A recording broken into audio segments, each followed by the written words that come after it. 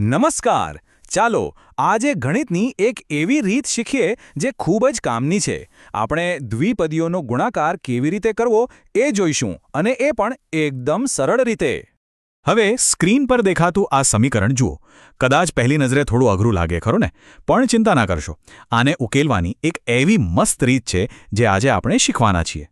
પણ એ ગુણાકાર પર જઈએ એ પહેલાં એક ખૂબ જ પાયાની વાત સમજવી જરૂરી છે. આ દ્વિપદી આખરે છે શું? ચાલો પહેલા એ જાણી લઈએ. તો દ્વિપદી એટલે સાવ સાદી ભાષામાં એવી પદાવલી જેમાં ફક્ત બે જ પદ હોય, જેમ કે x+2 અથવા 3a-5b. તમે જોઈ શકો છો કે આમાં બે પદ સરવાળા કે બાદબાકીના ચિહ્નથી જોડાયેલા છે. બસ આટલું જ. અને હવે આવે છે આપણી આજની મુખ્ય પદ્ધતિ, ફોઇલ પદ્ધતિ. આ નામ સાંભળીને ગૂંચવાતા નહીં. આ તો ગુણાકારના દરેક સ્ટેપને યાદ રાખવા માટેની એક સુપર સરળ ટ્રીક છે. ફોઇલ પદ્ધતિનો જે મૂળ સિદ્ધાંત છે ને, એ એકદમ સીધો છે. પહેલા કૌંસમાં જે બે પદ છે એ બંનેનો વારાફરતી બીજા કૌંસના બંને પદ સાથે ગુણાકાર કરવાનો. ચાલો જોઈએ આ કેવી રીતે થાય છે. તો FOIL નો અર્થ શું છે?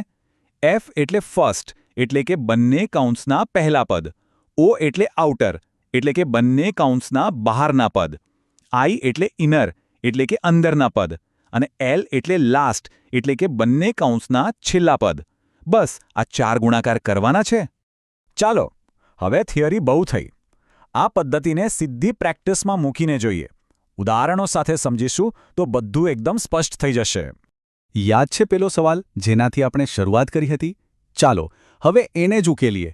હવે આપણી પાસે FOIL નામનું સાધન છે. ચાલો ફોઇલ પદ્ધતિ વાપરીએ. સૌથી પહેલા F એટલે કે ફર્સ્ટ, x અને 2x નો ગુણાકાર, જે થશે 2x². પછી O એટલે કે આઉટર, x અને 3 નો ગુણાકાર, જે થશે 3x. ત્યાર પછી I એટલે કે ઇનર, -4 અને 2x નો ગુણાકાર. ધ્યાન રાખજો અહીં માઇનસની નિશાની છે, એટલે જવાબ આવશે -8x. અને છેલ્લે L એટલે કે લાસ્ટ, -4 અને 3 નો ગુણાકાર, જે થશે -12. સરસ. હવે આપણને જે 4 પરિણામ મળ્યા એ બધાને એક સાથે લખી દઈએ. 2x² + 3x - 8x - 12. જુઓ હવે આપણે અંતિમ જવાબની બહુ જ નજીક છીએ. હવે અહીં જુઓ, વચ્ચે 3x અને -8x છે.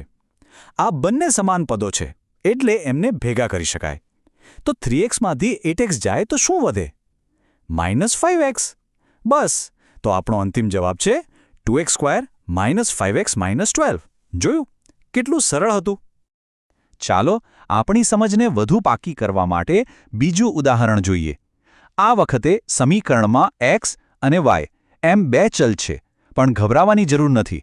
આપણી FOIL પદ્ધતિ અહીં પણ કામ કરશે. ફરીથી એ જ 4 સ્ટેપ્સ. ફર્સ્ટ, x × 3x એટલે 3x². આઉટર, x × 5y એટલે 5xy. ઇનર, -y × 3x એટલે -3xy. અને લાસ્ટ, -y × 5y એટલે -5y². એકદમ સીધું અને સરળ.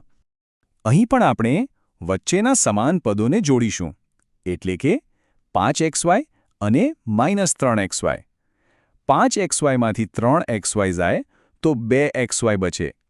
આમ આપણો અંતિમ જવાબ છે 3x² + 2xy - 5y².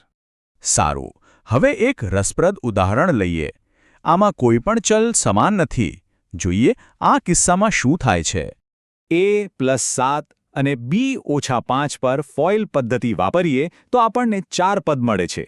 AB, પછી -5a, પછી +7b અને છેલ્લે -35. હવે અહીં ખાસ ધ્યાન આપજો. આ 4 પદોમાંથી કોઈ પણ એકબીજા સાથે જોડાયા એવા છે? ના, અહીં કોઈ સમાન પદ જ નથી. એનો અર્થ એ કે આપણે આગળ કશું જ નથી કરવાનું. આ જ આપણો અંતિમ જવાબ છે. ક્યારેક જવાબ આટલો સરળ હોય છે. ચાલો હવે એક છેલ્લું અને થોડું એડવાન્સ્ડ ઉદાહરણ લઈએ. આમાં ઘાતાંક પણ છે. ભલે તે થોડું જટિલ દેખાય, પણ આપણો નિયમ તો એ જ રહેશે, FOIL. આનો ગુણાકાર કરતા આપણને આ પરિણામ મળે છે.